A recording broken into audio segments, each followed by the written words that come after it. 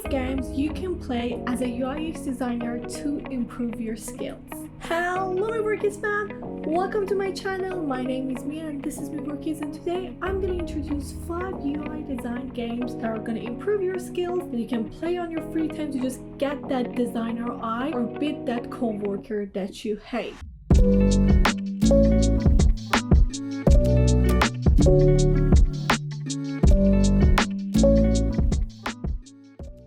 So the first game that I'm going to tell you about is Can't Unsee. So the objective of this game is to improve your ability to identify a better UI/UX design between two similar designs. A great eye for a good or bad UI. So basically you can find out what is wrong with each of these cards, how can you make them better and stuff like that. For me, this one's better.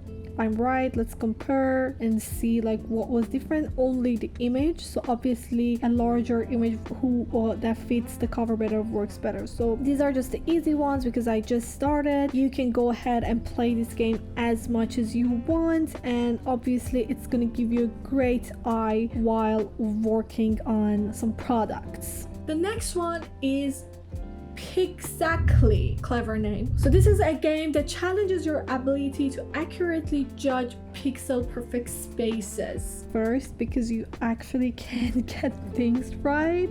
You see, it's really hard to just get the spacing and everything right at this point, but make sure you continue. It's gonna give you a good sense of spacing, a good sense of scaling, and it's just a good game to understand these better. Number 3, Kern Top. So in this game, the objective is to adjust the space between two letters until they're perfectly aligned, and for you to get a good sense of spacing and like understand how any font would like work better for you. I like this game very much. It's basically a lot easier than the Pixel game, but still it's a pretty good game and like it keeps you on your toes. 4, It's Centered That. It's Centered That is a game that trains your eye to centralize elements or objects in your designs. Then if you press wrong, a shit's gonna be thrown at your face.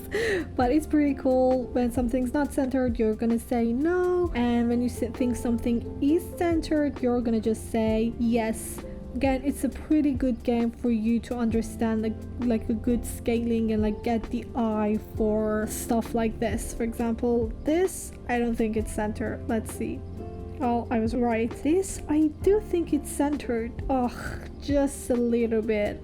So annoying, these games, but at the same time, so fun. 5, Figma Ninja. So this is a game that is engaging to improve your familiarity with Figma and its shortcuts, and if you're a beginner to Figma, it's super helpful. It's gonna teach you step by step. It's pretty engaging and like it's a good way to get your mind refreshed with all of different Figma's shortcuts, and well, it's just amazing and you're gonna learn a bunch of new shortcuts. And again, I love this and I think it's pretty smart, and it's actually pretty long and I love it. I hope you enjoyed this one as much as I did. It refreshed my mind on so many new shortcuts and I learned a lot of things. I'm gonna link all of this in the description, of course. And that's it for today. I have another episode of 5 more games that you can play to improve your UI skills, so let me know if you want that. And I've also been asked a lot how to approach Upwork